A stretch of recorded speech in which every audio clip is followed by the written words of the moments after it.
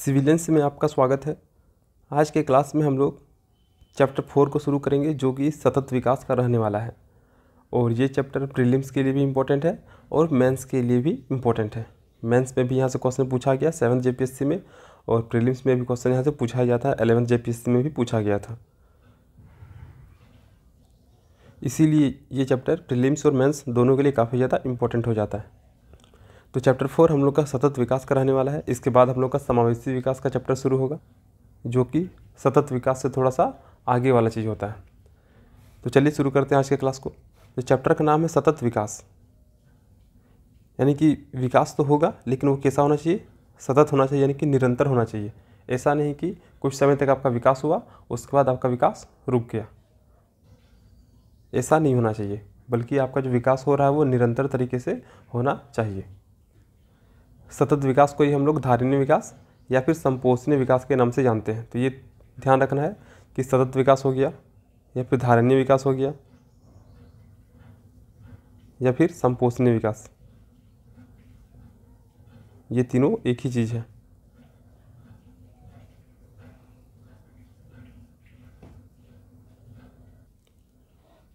तो चलिए शुरू करते हैं।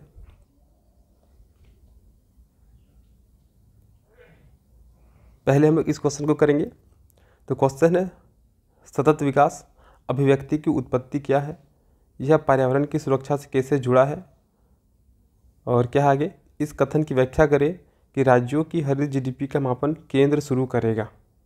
यानी कि यहाँ पे 3 क्वेश्चन मर्ज किया गया। एक तो सतत विकास की उत्पत्ति के बारे में बात किया गया है, दूसरा क्या हो गया कि सतत विकास जो वो पर्यावरण से किस प्रकार से जुड़ा हुआ है, और तीसरा क्या हो गया कि राज्यों की हरित GDP का मापन केंद्र सरकार शुरू करेगा। और ये क्वेश्चन 7 JPSC में पूछा गया है। तो सतत विकास क्या हो गया, तो सतत विकास एक ऐसी प्रक्रिया है जिसमें उपलब्ध संसाधनों का उपयोग इस तरह से किया जाता है कि वर्तमान आवश्यकताओं को पूरा करने के साथ ही भावी पीढ़ी की आवश्यकताओं को भी ध्यान में रखा जाए।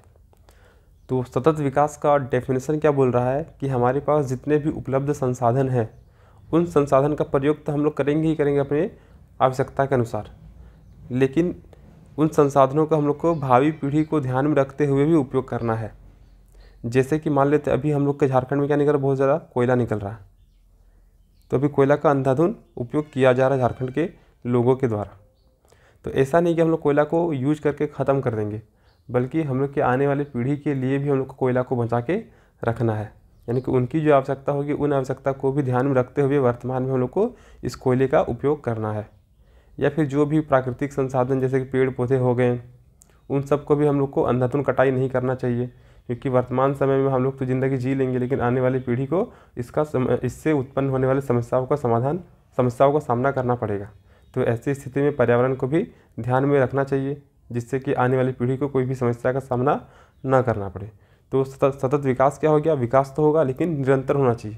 लेकिन विकास ऐसा होना चाहिए कि हमारे पास जो भी संसाधन है उसी के जरिए हो, प्लस उससे हम लोग की वर्तमान आवश्यकता तो पूर्ति होगी ही होगी, प्लस भावी पीढ़ी की जो आवश्यकता होगी उसको भी हम लोग को ध्यान में रखना होगा। तो सतत विकास का डेफिनेशन क्या हो गया, सतत विकास क्या है, एक प्रक्रिया है जिसमें उपलब्ध संसाधन का उपयोग इस तरह से किया जाता है कि वर्तमान आवश्यकताओं को पूरा करने के साथ ही भावी पीढ़ी की आवश्यकताओं को भी ध्यान में रखा जाए। तो यही हो गया हम लोग का सतत विकास का डेफिनेशन हो गया। तो विकास हो गया, विकास मतलब क्या हो गया कि हम लोग प्रगति कर रहे हैं या फिर हम लोग की जो मौजूदा हाल है उससे हम लोग बेहतर स्थिति में पहुंच रहे हैं। तो यही क्या हो गया, विकास हो गया। लेकिन सतत विकास क्या हो गया, तो यह निरंतर चलने वाला प्रक्रिया को बताता है, प्लस इसमें जो भी उपलब्ध संसाधन उसके प्रयोग के बारे में बात कर रहा है, आने वाली पीढ़ी की आवश्यकताओं को ध्यान में रखने का बात कर रहा है। आगे हम लोग पर्यावरण के बारे में भी पढ़ेंगे इसी क्वेश्चन में, तो वो सब देखेंगे। तो सतत विकास में बहुत सारी चीज़ों को शामिल किया गया है। अब है आधुनिक अर्थों में सतत या फिर धारणीय विकास का प्रयोग वर्ष 1972 में क्लब ऑफ रोम ने अपनी रिपोर्ट वृद्धि की सीमाएँ यानी कि लिमिट्स टू ग्रोथ में किया था, और डेनिस व डोनेल मिडोज ने वृद्धि की सीमाओं में वैश्विक संतुलन के लिए सतत शब्द का प्रयोग किया था। तो डेनिस और डोनेल मिडोज जो हैं इन्होंने सबसे पहले सतत शब्द का प्रयोग किया था। और वर्तमान समय में सतत विकास का जो मतलब है, जो भी मायने हैं, इसके बारे में क्लब ऑफ रोम की रिपोर्ट आती है जिसका नाम होता है वृद्धि की सीमाएं 1972 में। इसमें इन्होंने सतत विकास के बारे में बताया है।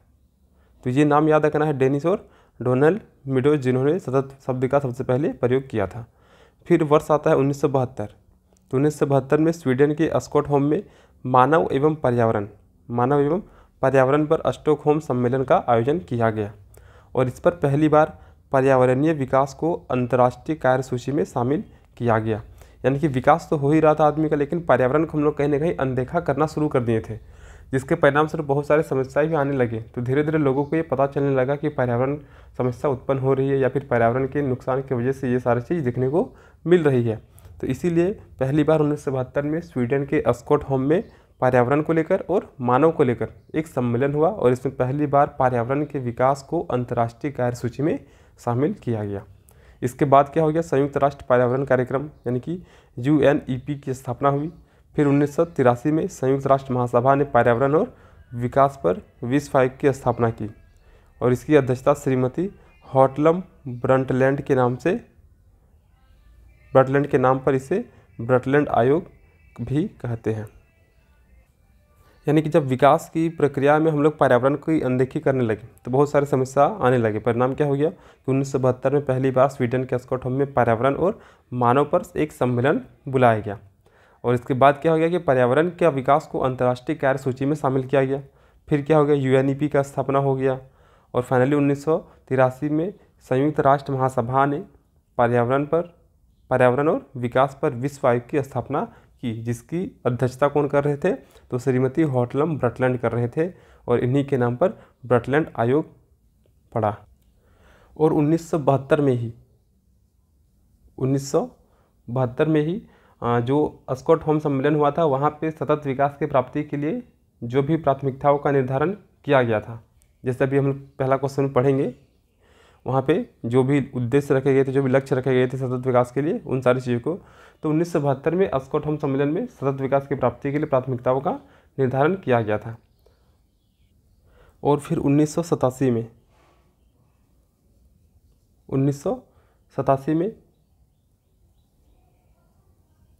आवर कॉमन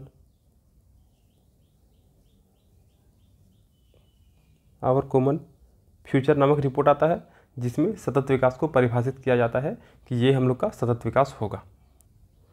तो सतत विकास क्या हो गया कि वर्तमान आवश्यकताओं को पूरा करना तथा यह सुनिश्चित करना कि भावी पीढ़ी अपनी आवश्यकताओं को स्वयं पूरा करे।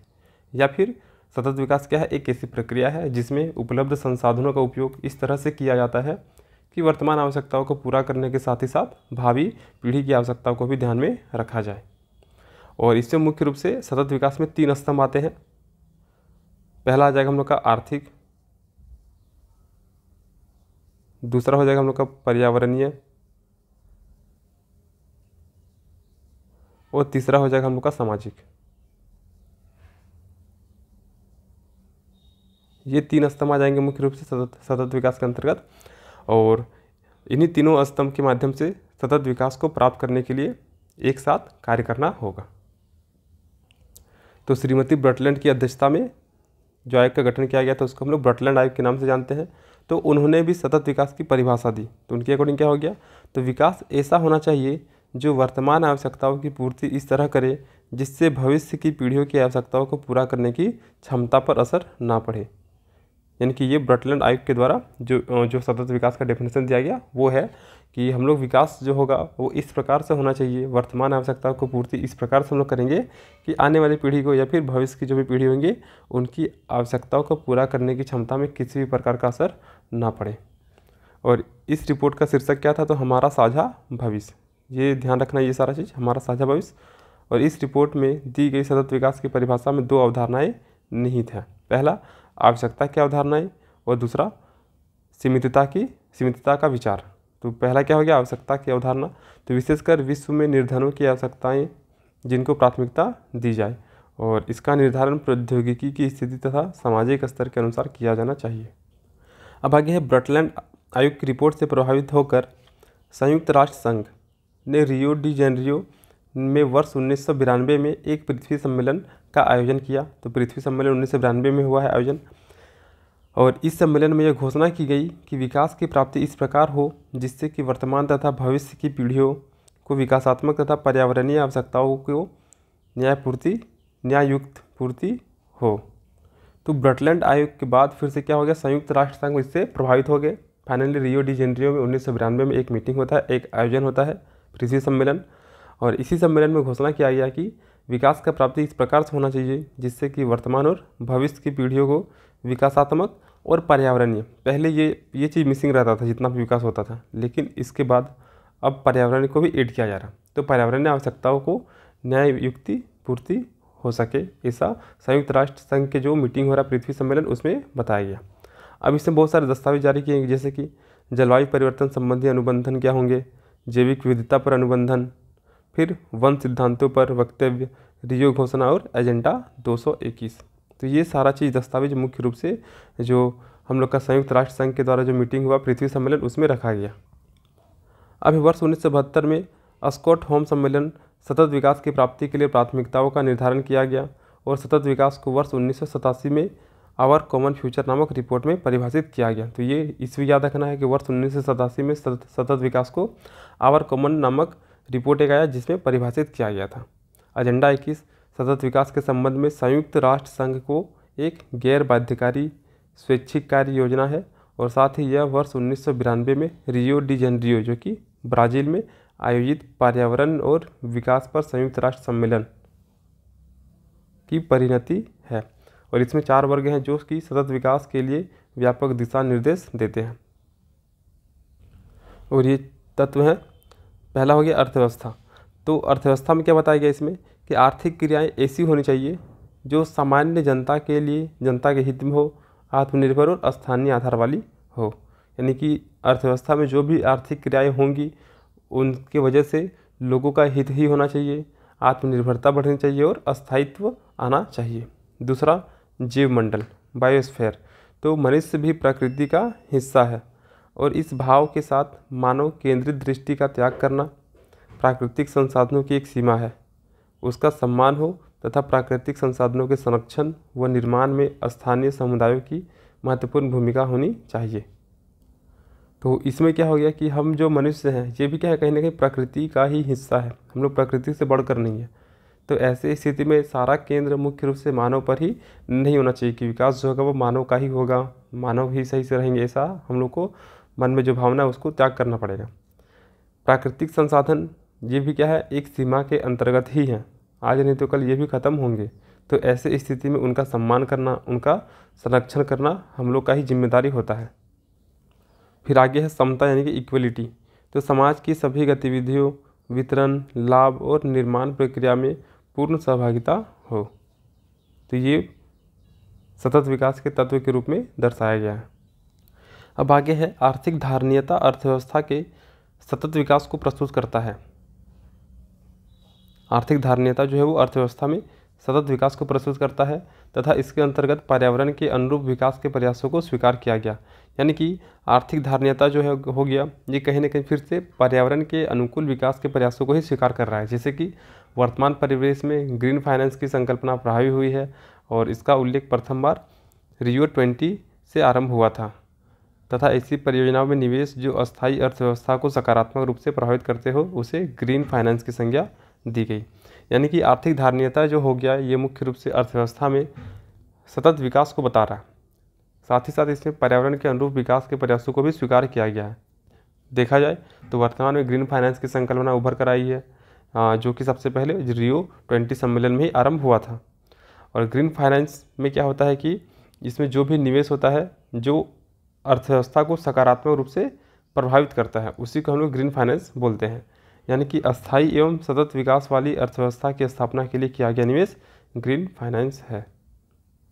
आर्थिक क्षेत्र में ग्रीन जीडीपी की संकल्पना धारणीय विकास को ही प्रदर्शित करता है क्योंकि इसके अंतर्गत पर्यावरण के अनुकूल आर्थिक समृद्धि की गणना की जाती है। यानी कि कुल जीडीपी में पर्यावरणीय क्षति को समाहित करते हुए शुद्ध आर्थिक समृद्धि को ग्रीन जीडीपी के रूप में प्रस्तुत किया जाता है। यानी कुल मिला के क्या हो गया, ऊपर में ग्रीन फाइनेंस की संकल्पना उभर कर आ रही है, अब ग्रीन जीडीपी की संकल्पना आ रही है। तो ग्रीन जीडीपी मतलब क्या हो गया कि हम लोग जितना भी विकासात्मक कार्य कर रहे हैं इसके वजह से पर्यावरण को कितना हानि हो रहा है, मान लेते हैं कि हम लोग कुछ 1000 का काम किया जिसकी वजह से 100 रुपये का पर्यावरण का हानि हो रहा है, तो ऐसी स्थिति में 1000 प्लस 100 करेंगे तो ये हम लोग का कुल जीडीपी निकल जाएगा, जिसमें से 100 जो है वो हम लोग का पर्यावरणीय क्षति को बताएगा। अब आगे धारणीय विकास का सर्वप्रमुख क्षेत्र वातावरणीय क्षेत्र है तथा जलवायु परिवर्तन, वैश्विक ओजोन परतों का तापन क्षरण, वातावरणीय प्रदूषण धारणीय विकास की प्रमुख समस्याएं हैं। यानी कि विकास के क्रम में ये सारे परिवर्तन हम लोग को देखने को मिल रहा है, जैसे कि जलवायु परिवर्तन देखने को मिल रहा है, ओजोन परत में क्षरण हो रहा है या फिर वातावरणीय प्रदूषण भी होने लगा है। तो इन सारे चीज़ों को सॉल्व करने के लिए हम लोग के पास आता है सतत विकास की अवधारणा।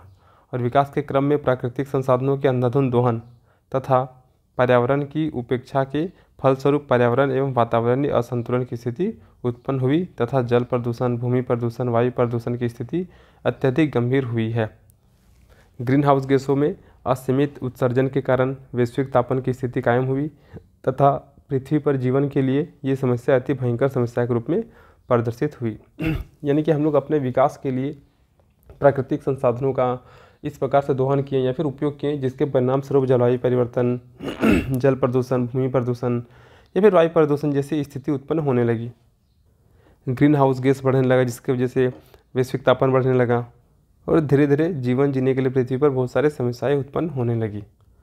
इसीलिए वातावरणीय क्षेत्र को मुख्य रूप से धारणीय विकास या फिर सतत विकास के सर्वप्रमुख क्षेत्र में शामिल किया जाता है। अब है केंद्र सरकार राज्यों की हरित जीडीपी यानी कि ग्रीन जीडीपी या फिर जीजीडीपी की गणना शुरू करने जा रही है।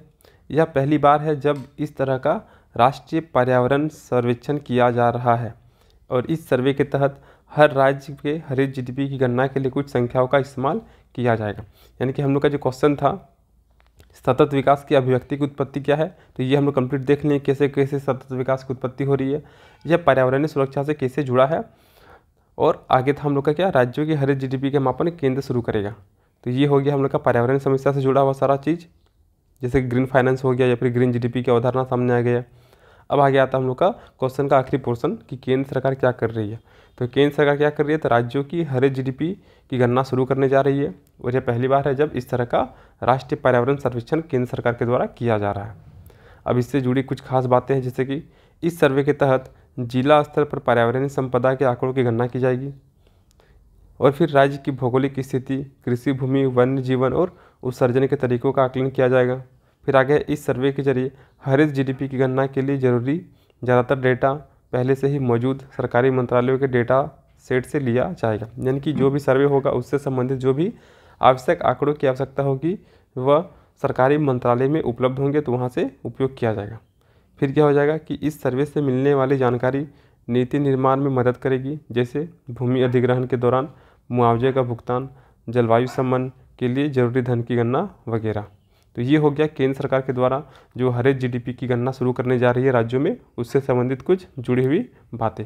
तो इसी के साथ हम लोग का ये क्वेश्चन था, पहला क्वेश्चन जो कि 7th JPSC में पूछा गया था कि हरित जीडीपी सतत विकास की अभिव्यक्ति की उत्पत्ति क्या है, ये कंप्लीट हो गया। ये पोर्शन पर्यावरण से कैसे जुड़ा है ये भी हम लोग का नीचे कंप्लीट हुआ।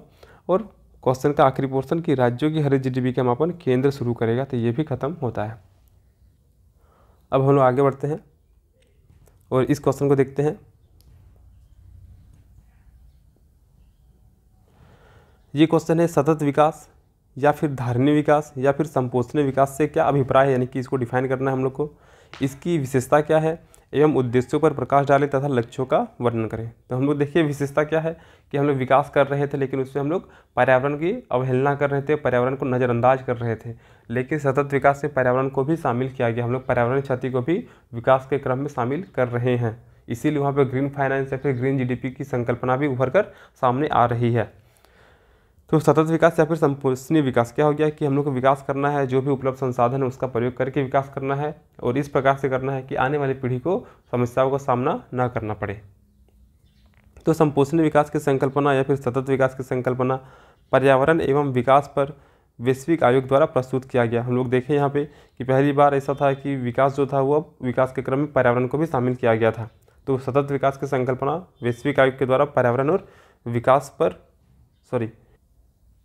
पर्यावरण और विकास पर वैश्विक आयोग के द्वारा प्रस्तुत किया गया था, जिसे ब्रटलैंड आयोग के नाम से भी जाना जाता है, क्योंकि हॉटलम ब्रटलैंड के द्वारा इसकी अध्यक्षता की गई थी, इसीलिए इसको हम लोग ब्रटलैंड आयोग के नाम से भी जानते हैं। इस आयोग द्वारा यह परिभाषित किया गया कि सतत विकास एक गतिशील प्रक्रिया है, यानी कि सतत विकास तो होगा लेकिन निरंतर तरीके से होगा, यानी कि गतिशील प्रक्रिया होगा, तथा वर्तमान की मांग, वर्तमान की जो आकांक्षा है, अभिलाषा है, इसको बलि चढ़ाए बगैर भविष्य की पीढ़ियों की आवश्यकताओं, आकांक्षाओं एवं प्रतिरक्षाओं की पूर्ति का प्रयास करता है। यानी कि वर्तमान में हम लोग को अगर ऊर्जा की आवश्यकता है और ऊर्जा का निर्माण हम लोग कोयला से कर पाएंगे, तो हम लोग को कोयला का उपयोग करना चाहिए कायदे से, लेकिन ऐसा नहीं है कि हम लोग कोयला का इतना उपयोग कर लेंगे कि आने वाले जनरेशन के पास कुछ कोयला बचेगा ही नहीं कि वो अपने ऊर्जा की आवश्यकता को पूर्ति करेंगे। तो ऐसी स्थिति में जो भी संसाधन है, जो भी अभी हम लोग के समय की मांग है, आकांक्षा है, अभिलाषा है, उसको तो पूरा करना ही करना है, प्लस भविष्य की मांग, आकांक्षा और अभिलाषा को भी ध्यान में रखते हुए हम लोग को विकास करना है। तो ये मुख्य रूप से ब्रटलैंड आयोग के द्वारा डिफाइन किया गया था सतत विकास को।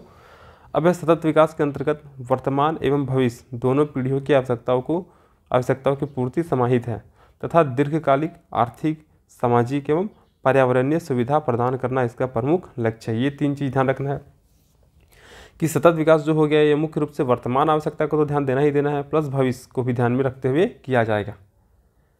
इसमें क्या हो गया, दीर्घकालिक,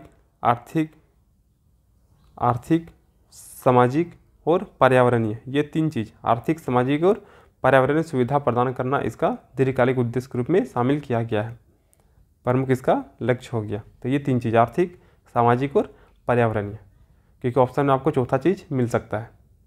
अब संपोषणीय विकास प्राकृतिक संसाधनों के अंधाधुंध दोहन पर बल नहीं देता है, बल्कि इसके अंतर्गत भविष्य के पूंजी के लिए उचित प्रबंधन एवं पर्यावरण संरक्षण पर बल दिया गया। यानी कि वही बात बताया गया है कि वर्तमान में हम लोग अपनी आवश्यकताओं की पूर्ति करने के लिए प्राकृतिक संसाधनों का अंधाधुंध दोहन नहीं करेंगे, बल्कि इसके अंतर्गत क्या हो जाएगा कि भविष्य के लिए जो भी आवश्यकता होगा या फिर उनको ध्यान में रखते हुए पर्यावरण संरक्षण पर भी हम लोग बल देंगे। विकास के दौरान पर्यावरणीय परिस्थितिकी असंतुलन को नज़रअंदाज किया गया, लेकिन संपोषणीय विकास के अंतर्गत पर्यावरण एवं परिस्थितिकी संतुलन के साथ विकास की संकल्पना को स्वीकार किया गया। तो हम लोग देखिए बोला कि हम लोग पहले विकास जो करते थे उसमें हम लोग पर्यावरण को नज़रअंदाज करते थे, लेकिन धीरे धीरे जलवायु परिवर्तन, मृदा प्रदूषण, जल प्रदूषण, यानी कि बहुत सारे वातावरणीय प्रदूषण देखने को मिलने लगे। परिणाम क्या हो गया कि हम लोग को महसूस होने लगा कि अगर हम लोग पर्यावरण को नज़रअंदाज करेंगे तो हम लोग खुद एक टाइम के बाद नज़रअंदाज हो जाएंगे। तो ऐसी स्थिति में सतत विकास की संकल्पना आती है, जिसमें विकास तो करना ही करना है, प्लस इसमें पर्यावरण और पारिस्थितिकी संतुलन के साथ साथ विकास करना है। तो ये हो गया हम लोग का सतत विकास का डेफिनेशन। अब आगे आता है इसकी विशेषता क्या है। तो विशेषता क्या हो गया, प्राकृतिक संसाधनों के संरक्षण पर बल देने की बात कर रहा है, यानी कि अंधाधुंध दोहन नहीं करना है। समाज के निर्धन, पिछड़े एवं वंचित वर्गों की आवश्यकता पूर्ति पर भी बल दे रहा है। ऐसी योजनाओं का क्रियान्वयन जो भविष्य की आवश्यकताओं को संरक्षित करते हुए वर्तमान की आवश्यकताओं की पूर्ति कर सके, ये तो डेफिनेशन में ही बताया गया था, यानी कि इस प्रकार का योजना लाना हम लोग को। अधिकतम उत्पादन की संभावना का विकास करना है। गैर नवीकरणीय ऊर्जा संसाधनों के स्थान पर नवीकरणीय या फिर पुनर्नवीकरणीय ऊर्जा संसाधनों का प्रयोग करना है। गैर नवीकरणीय मतलब कि जिनका निर्माण नहीं हो सकता या फिर जिसके निर्माण में बहुत ज़्यादा टाइम लगेगा, तो उनके स्थान पर ऐसी चीज़ों का हम लोग प्रयोग करेंगे जिनको इजीली से वो प्राप्त हो सके। जैसे कोयला से अगर हम लोग ऊर्जा निर्माण कर रहे हैं तो उसके स्थान पर हम लोग सौर ऊर्जा से ऊर्जा का निर्माण करना ज़्यादा बेटर रहेगा। सभी व्यक्तियों के लिए आर्थिक, सामाजिक और राजनीतिक अवसरों की उपलब्धता, यानी कि संपोषण विकास में क्या हो गया कि प्राकृतिक संसाधनों के संरक्षण पर तो बल दे ही रहा है, प्लस जो भी निर्धन, पिछड़े और वंचित लोग हैं उनको सामाजिक, आर्थिक और राजनीतिक अवसरों की उपलब्धता जो होगा वो समान तरीके से होगा, प्लस जितने भी वंचित वर्ग हैं उनकी आवश्यकता की पूर्ति पर बल देगा। ऐसी योजना का निर्माण करना चाहिए या फिर क्रियान्वयन करना चाहिए जो कि भविष्य की आवश्यकताओं को ध्यान में रखते हुए किया जाएगा। प्लस गैर नवीकरणीय ऊर्जा संसाधन के स्थान पर हम लोग को नवीकरणीय ऊर्जा संसाधन के प्रयोग पर ज़्यादा बल दिया जाना चाहिए। अब संपोषणीय विकास परिवर्तन की एक प्रक्रिया है जिसमें संसाधन उपयोग, आर्थिक नीतियाँ, तकनीकी विकास तथा जनसंख्या विकास एक दूसरे के साथ साम्य रखते हैं तथा जो वर्तमान एवं भविष्य में मानवीय विकास संभावना को बढ़ाता है। तो ये सारा चीज़ हो गया सतत विकास या फिर संपोषणीय विकास या फिर धारणीय विकास की विशेषता। अब इसका उद्देश्य क्या है, तो उद्देश्य क्या हो गया, तो हम लोग विकास के क्रम में पर्यावरण को हम लोग नेगलेक्ट कर दिए थे, परिणाम क्या हो गया, बहुत सारी समस्या देखने को मिलने लगी। तो उद्देश्य क्या हो जाएगा, पर्यावरण और पारिस्थितिकी संरक्षण के साथ साथ हम लोग को विकास करना है, विकास की गुणवत्ता में अब परिवर्तन करना है। फिर आवश्यक मानवीय आवश्यकताओं की पूर्ति जैसे कि भोजन, स्वच्छ पेयजल, ऊर्जा तथा स्वच्छता की उपलब्धता, ये भी इसका उद्देश्य हो जाएगा। संसाधनों का संरक्षण करना है, नवीकरणीय संसाधनों के प्रयोग पर बल देना है।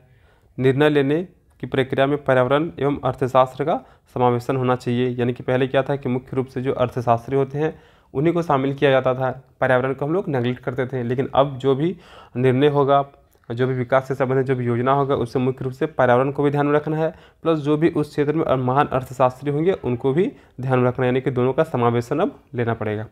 प्रौद्योगिकी का उपभोक्ता उन्मुक्त प्रबंधन होना चाहिए। तो ये सारा मुख्य रूप से संपोषणीय विकास या फिर सतत विकास के मुख्य उद्देश्य के रूप में रखा गया है। 2030 तक भूख और गरीबी को समाप्त करने, लिंग समानता को सुनिश्चित करने तथा सभी को सम्मानित जीवन का अवसर उपलब्ध कराने के उद्देश्य से संयुक्त राष्ट्र महासंघ ने 193 सदस्य देशों द्वारा पूर्व में लागू किया गया एजेंडा 2030 में 17 मुख्य लक्ष्य और 169 सहायक लक्ष्यों को निर्धारित करते हुए 5P मतलब क्या हो गया, पीपुल, प्लेनेट, पीस, प्रोस्पेरिटी और पार्टनरशिप पर जोर दिया गया। यानी कि 2030 तक संयुक्त राष्ट्र महासंघ के द्वारा टारगेट रखा गया है कि भूख और गरीबी को ख़त्म करना है, लड़का और लड़की के बीच में जो भी असमानता है उसको ख़त्म करना है, सभी को सम्मानित जीवन उपलब्ध कराना है। तो इन सभी चीज़ों को ख़त्म करने के लिए मुख्य रूप से 17 लक्ष्य को निर्धारित किया गया। ये ध्यान देना है कि सतत विकास के अंतर्गत 17 लक्ष्य हैं और 169 सहायक लक्ष्य हैं। प्रीलिम्स में या फिर मेंस में भी MCQ के रूप में ये पूछा जा सकता है। तो 17 लक्ष्य हो गया और 169 सहायक लक्ष्य हो जाएगा। अब देखते हैं हम लोग एक एक करके कि 17 लक्ष्य क्या है। तो पहला हो गया शून्य गरीबी। तो गरीबी के सभी रूपों को पूरे विश्व से समाप्त करना, यानी कि गरीबी के जितने भी प्रकार हैं, हम लोग गरीबी और बेरोजगारी में पढ़ेंगे, गरीबी के प्रकार भी पढ़ेंगे, वहाँ पे बेरोजगारी के प्रकार भी पढ़ेंगे, हम लोग को सेक्शन B में ही पढ़ना है। तो गरीबी के जितने भी प्रकार हैं पूरे विश्व में उसको ख़त्म करना है। शून्य भूखमरी यानी कि भूख की समाप्ति करना है। तो इसके लिए खाद्य सुरक्षा, बेहतर पोषण और टिकाऊ कृषि को बढ़ावा देना है। उत्तम स्वास्थ्य एवं खुशहाली, तो स्वस्थ जीवन जीना, सभी उम्र के लोगों के रहन सहन में सुदृढ़ करना। फिर एक गुणवत्तापूर्ण शिक्षा, तो वर्ष 2030 तक सभी लड़का व लड़कियों को निःशुल्क, समान एवं गुणवत्तापूर्ण प्राथमिक तथा माध्यमिक शिक्षा सुनिश्चित करना भी एक मुख्य लक्ष्य के रूप में शामिल किया गया है। लैंगिक समानता, तो 2030 तक महिलाओं के खिलाफ सभी प्रकार के भेदभाव व हिंसा समाप्त करना। फिर आगे है स्वच्छ जल एवं स्वच्छता, 2030 तक सुरक्षित वाहनीय पेयजल तक सभी की पहुंच सुनिश्चित करना। सस्ती एवं प्रदूषण मुक्त ऊर्जा, तो सभी के लिए सुलभ, विश्वसनीय, सतत एवं आधुनिक ऊर्जा तक पहुंच सुनिश्चित करना।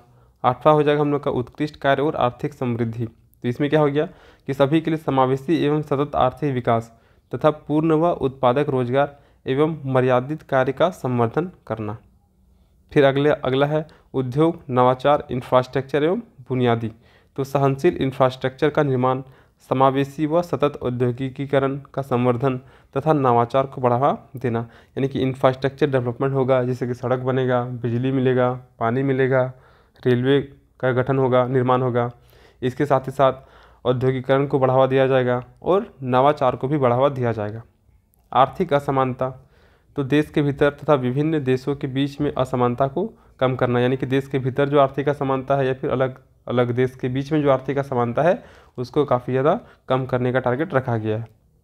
तो ये हो गया 10 लक्ष्य हो गया। इसके बाद हो जाता है सुरक्षित, लचीले और टिकाऊ शहर एवं मानव बस्तियों का निर्माण करना। अस्थायी खपत और उत्पादन पैटर्न को सुनिश्चित करना।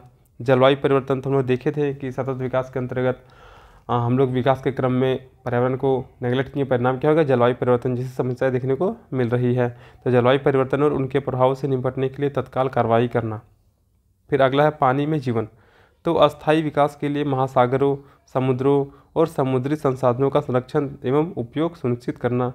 फिर 15वां पॉइंट है हम लोग का या फिर 15वां लक्ष्य हो जाएगा भूमि पर जीवन, तो सतत विकास को बढ़ावा देने वाले स्थानीय पारिस्थितिकी प्रणालियों, सुरक्षित जंगलों, भूमि संरक्षण और जैव विविधता के बढ़ते नुकसान को रोकने का है। 16 हो जाएगा शांति और न्याय के लिए संस्थान, तो शांतिपूर्ण और समावेशी समाज को बढ़ावा देना, और सभी के लिए न्याय तक पहुँच सुनिश्चित करना। और आखिरी लक्ष्य हो जाएगा हम लोग का लक्ष्य प्राप्ति में सामूहिक साझेदारी, यानी कि जो भी लक्ष्य है 16 लक्ष्य, तो इन सभी लक्ष्यों को प्राप्त करने के लिए 17वां पॉइंट में दिया गया क्या कि हम लोग को सामूहिक रूप से कार्य करना पड़ेगा, सभी को अपनी अपनी भागीदारी दिखानी पड़ेगी। तो सतत विकास के लिए वैश्विक भागीदारी को पुनर्जीवित करना और कार्यान्वयन के साधनों को मजबूत बनाना। तो ये हो गया सतत विकास के अंतर्गत 17 लक्ष्य, जो कि काफ़ी ज़्यादा इंपॉर्टेंट है। तो अगर आपका एग्जाम में सतत विकास से क्वेश्चन आता है तो जाहिर सी बात है ये 17 लक्ष्य आपको मेंशन करना ही करना है। और ये जो क्रम है, ये क्रम भी आपको ध्यान रखना कि पहला लक्ष्य शून्य गरीबी था, फिर शून्य भुखमरी, फिर स्वास्थ्य और खुशहाली था। तो ये क्रम भी आपको याद रखना है। आने वाला टाइम पे हम लोग मैराथन क्लास लाएंगे जिसमें इन 17 लक्ष्यों को किस प्रकार से याद रखा जाएगा वो सारा चीज़ भी हम लोग एक्सप्लेन करेंगे। तो हम लोग को मुख्य रूप से इस क्वेश्चन में यही चीज़ डील करना था। और ये काफ़ी ज़्यादा इंपॉर्टेंट क्वेश्चन भी होता है क्योंकि यहाँ पे जो लक्ष्य है वो काफ़ी ज़्यादा इंपॉर्टेंट हो जाता है। और ये ध्यान रखना ही रखना है कि 17 लक्ष्य थे और 169 सहायक लक्ष्य थे। तो इस प्रकार से हम लोग का सतत विकास में 2 क्वेश्चन कंप्लीट होता है। अब आगे आते हैं। तो अब क्वेश्चन है हम लोग का धारणीय विकास की सामाजिक, आर्थिक और वातावरणीय संकल्पना का विश्लेषण करें। यानी कि धारणीय विकास के अंतर्गत कहीं ना कहीं सामाजिक, आर्थिक और वातावरणीय संकल्पना को जगह दिया गया है, तो इसके बारे में हम लोग को विश्लेषण करना है। तो धारणीय विकास क्या हो गया, तो विकास के साथ साथ पर्यावरण संरक्षण एवं भविष्य की आवश्यकताओं के लिए संसाधनों का संरक्षण पर आधारित है, देख चुके हम लोग। यानी कि विकास के क्रम में भविष्य की आवश्यकताओं को ध्यान में रखते हुए वर्तमान आवश्यकताओं की पूर्ति धारणीय विकास को प्रस्तुत करता है। ये तो अभी तक क्लियर हो चुका है। अब आता 3 क्षेत्र, एक सामाजिक क्षेत्र, दूसरा आर्थिक क्षेत्र और तीसरा वातावरणीय क्षेत्र। तो इन तीनों को हम लोग अभी देखते हैं। तो सामाजिक क्षेत्र में क्या आ जाएगा, तो सामाजिक क्षेत्रों में धारणीय विकास समावेशी विकास के आधार पर परिभाषित किया जा सकता है। इसमें क्या हो गया, यानी समाज के वंचित, उपेक्षित एवं हास्यकृत वर्गों को समाज की मुख्य धारा में शामिल करना इसका प्रमुख लक्ष्य है। तो कोई भी देश होगा वहाँ पे वंचित लोग होते हैं, उपेक्षित लोग होते हैं या फिर हास्यकृत वर्ग के लोग होते हैं, जिनको मुख्य धारा में शामिल करना सतत विकास के अंतर्गत सामाजिक क्षेत्र के अंतर्गत शामिल किया गया है। तो सामाजिक क्षेत्र में क्या आ गया, तो सामाजिक क्षेत्र में धारणीय विकास को समावेशी विकास, हम लोग आने वाले चैप्टर में पढ़ेंगे, वहाँ पे समावेशी विकास क्या है। तो समावेशी विकास के आधार पर परिभाषित किया गया है। और समावेशी विकास में ही मुख्य रूप से ये बात बताया गया कि जो भी उपेक्षित वर्ग हो गया, हास्यकृत वर्ग हो गया या फिर वंचित वर्ग हो गया, उनको मुख्य रूप से समाज के मुख्य धारा में शामिल करना है। तो यही चीज़ आता हम लोग का सामाजिक क्षेत्र में आ जाता है। सामाजिक क्षेत्र में सभी को आवश्यक सुविधाओं की उपलब्धता सामाजिक धारणीयता का प्रमुख उद्देश्य है। यानी कि सामाजिक क्षेत्र के अंतर्गत जिनको भी जो भी आवश्यकताएं हैं, जो भी उनकी सुविधाएं चाहिए, तो उन सभी चीज़ों की उपलब्धता कराना ही सामाजिक धारणीयता का प्रमुख उद्देश्य है। जैसे कि क्या क्या हो जाएगा, तो स्वास्थ्य हो जाएगा कि अच्छा स्वास्थ्य होना चाहिए, गुणवत्तापूर्ण शिक्षा होना चाहिए, स्वच्छ पेयजल मिलना चाहिए, रहने के लिए घर होना चाहिए और खाने के लिए खाना होना चाहिए, तथा ऊर्जा आवश्यकताओं की पूर्ति सामाजिक धारणीयता के प्रमुख लक्ष्य के रूप में स्वीकार किया गया है। तो यही चीज़ हम लोग का धारणीय विकास के अंतर्गत सामाजिक संकल्पना। अब दूसरा आता है हम लोग का आर्थिक संकल्पना क्या है। तो आर्थिक धारणीयता, ये हम लोग पीछे पूरा ये पैराग्राफ देख चुके हैं। आर्थिक धारणीयता अर्थव्यवस्था के सतत विकास को प्रस्तुत करता है। इसके अंतर्गत पर्यावरण के अनुरूप विकास के प्रयासों को स्वीकार किया गया है। उदाहरण स्वरूप वर्तमान में ग्रीन फाइनेंस की संकल्पना प्रभावी हुई है और इसका उल्लेख प्रथम बार रियो 20 सम्मेलन में किया गया था, तथा ऐसी परियोजना में निवेश जो अस्थायी अर्थव्यवस्था को सकारात्मक रूप से प्रभावित करते हैं उसे ग्रीन फाइनेंस की संकल्पना दी गई थी। यानी कि अस्थायी या सतत विकास वाले अर्थव्यवस्था की स्थापना के लिए किया गया निवेश ग्रीन फाइनेंस है। पीछे भी हम लोग क्वेश्चन में देखे थे, यहाँ पे पहला क्वेश्चन में।